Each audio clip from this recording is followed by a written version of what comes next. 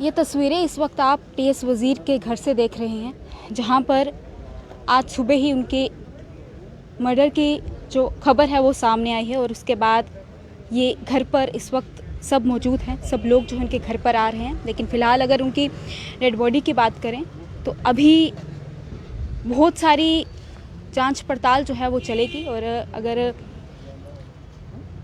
TS वज़ीर की बात करते हैं, सब जानते हैं कि नेशनल कॉन्फ्रेंस और XMLC टीएस वज़ीर का जिस तरह से मर्डर किया गया है, और पूरी जो जानकारी जो सूत्रों के हवाले से फ़िलहाल जो जानकारी यहाँ पर सामने आ रही है, आपको बताते चलें कि ये बताया जा रहा था कि वो कनाडा जाने वाले थे, जिसके चलते 2 सितंबर को वो यहाँ से निकले थे, लेकिन उसके अगले दिन की उनकी फ़्लाइट थी, जिसके चलते वो उन लोगों के घर पर रुके जहाँ पर काफ़ी ज़्यादा उन्हें ट्रस्ट था। ये खबर जो है सूत्रों के हवाले से सामने आ रही है और वहीं पर बताया जा रहा है कि उनका मर्डर जो है वो कर दिया गया। काफ़ी दिनों से उनकी डेड बॉडी जो है वहीं पर थी और उसके बाद जब सब जगह पर सूचना मिली और घर वालों की बात करें तो अगर उन्होंने भी कहा कि ये अगर उस दिन से घर से निकले हैं तो अभी तक हमारे पास क्यों नहीं पहुँचे। और उसी बीच जब जांच पड़ताल शुरू हुई तो पता चला कि उनका मर्डर जो है हो चुका है। वहीं पर अब वहाँ पर पोस्टमार्टम जो है वो चल रहा है, पूरी छानबीन जो है वो की जाएगी, जांच पड़ताल की जाएगी और उसके बाद ही कोई भी सूचना जो हम तक पहुँचेगी हम आपके साथ जो है वो ज़रूर साझा करेंगे। वहीं पर इस वक्त हम उनके घर के बाहर मौजूद हैं और आप तस्वीरें देख सकते हैं इस वक्त उनके घर की, और जहाँ पर सब बहुत लीडर्स जो हैं वो भी यहाँ पर आके जा चुके हैं और इस वक्त और भी बहुत सारे लोग यहाँ पर मौजूद हैं। हमारे साथ यहाँ पर टैंक यूनियन के जनरल सेक्रेटरी भी हमारे साथ यहाँ पर मौजूद हैं, इनसे भी हम बातचीत करेंगे। सर, आपसे जानना चाहेंगे, अगर हम टीएस वज़ीर की बात करते हैं तो सब जानते हैं कि उन्होंने कितना काम किया और ख़ासकर लॉकडाउन के दिनों की बात करें और ट्रांसपोर्ट की तरफ से देखा जाए तो कितने ज़्यादा मुश्किल पे थे और वो सब की आवाज़ उठाकर सामने थे। देखिए, सरदार टीएस वज़ीर साहब जो XMLC थे, गुरुद्वारा प्रबंधक बोर्ड के चेयरमैन थे एक्टिंग, और हमारी ट्रांसपोर्ट सेल के चेयरमैन भी थे काफ़ी सालों से। वो एक ऐसे कर्मठ और जुझारू लीडर थे, ना कि सिख कम्युनिटी के, ऑन द होल पूरे जम्मू कश्मीर के। किसानों की आवाज़ हो, मज़दूरों की आवाज़ हो, गरीबों की आवाज़ हो, या ट्रांसपोर्टर्स की आवाज़ हो, या हमारे बिज़नेस कम्युनिटी व्यापारियों की आवाज़ हो, उन्होंने हमेशा ही जम्मू की सड़कों पे अपनी आवाज़ बुलंद की और लोगों को कहीं ना कहीं इंसाफ दिलाने की कोशिश की और दिलाया भी।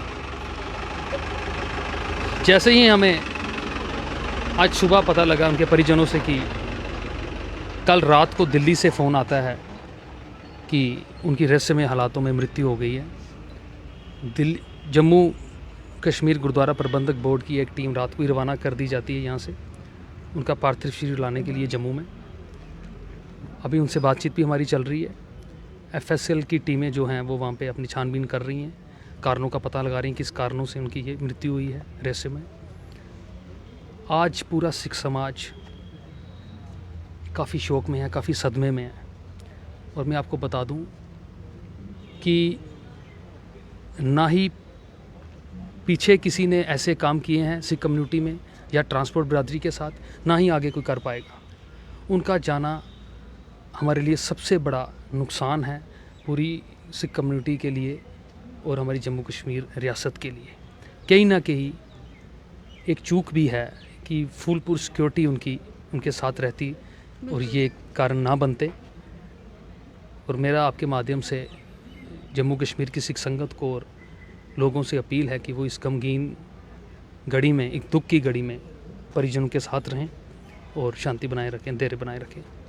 बिल्कुल, चूक तो कहीं ना कहीं है ही है। अगर फुल सिक्योरिटी होती तो शायद ये हालात जो है नहीं होते। वहीं पर हमारे साथ यूथ नेशनल कॉन्फ्रेंस के लीडर भी हमारे साथ मौजूद हैं, तेजिंदर पाल सिंह, इनसे भी बातचीत करते हैं। सर, आपसे भी जानना चाहेंगे, अगर टीएस वज़ीर की बात करते हैं तो सब जानते हैं, और वहीं पर क्या कहेंगे कि जो ये मर्डर हुआ है फुल प्लान्ड हो सकता है? देखिए, ये तो अब हम इस बारे में कुछ नहीं बता सकते कि फुल प्लान था कि कैसा था, बट हाँ, ये एक बहुत बड़ा लॉस है जो कोई भी इस लॉस को जो पूरा नहीं कर सकता। मैं खाली सिख कम्युनिटी की बात ना करते हुए नेशनल कॉन्फ्रेंस को भी ये एक बहुत बड़ा झटका है कि इस झटके को नेशनल कॉन्फ्रेंस भी कभी भी कहीं इनकी जगह जो है कोई पूरी नहीं कर सकता। बिल्कुल। और काफ़ी दुख से हमें ये चीज़ बोलनी पड़ रही है कि इतने बड़े नेता के साथ ऐसा हो जाना कि एक शख्स जो 2 तारीख को अपने घर से अपने बेटे के पास जाने के लिए रवाना होता है और 9 तारीख को पता चलता है कि उनके साथ ये चीज़ और ये वाक़या भी घटना घटी है, काफ़ी दुखदायक है। और कहीं ना कहीं हमें लगता है कि इसमें सिक्योरिटी क्लैप्स भी था, उनको सिक्योरिटी दी जानी चाहिए थी।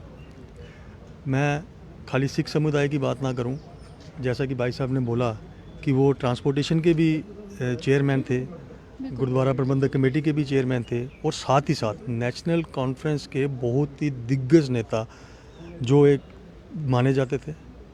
काफ़ी ज़्यादा दुख हुआ और आप देख सकते हैं कि जैसे ही रात से ये बात निकली हुई है उनके घर पे कैसे लोगों का आना जाना शुरू हो चुका है और अभी तक कुछ समझ नहीं आ रहा है कि कब तक उनकी बॉडी को यहाँ पे लाया जाएगा, आगे का क्या प्रोसीजर है, क्या होगा, कैसे किया जाएगा।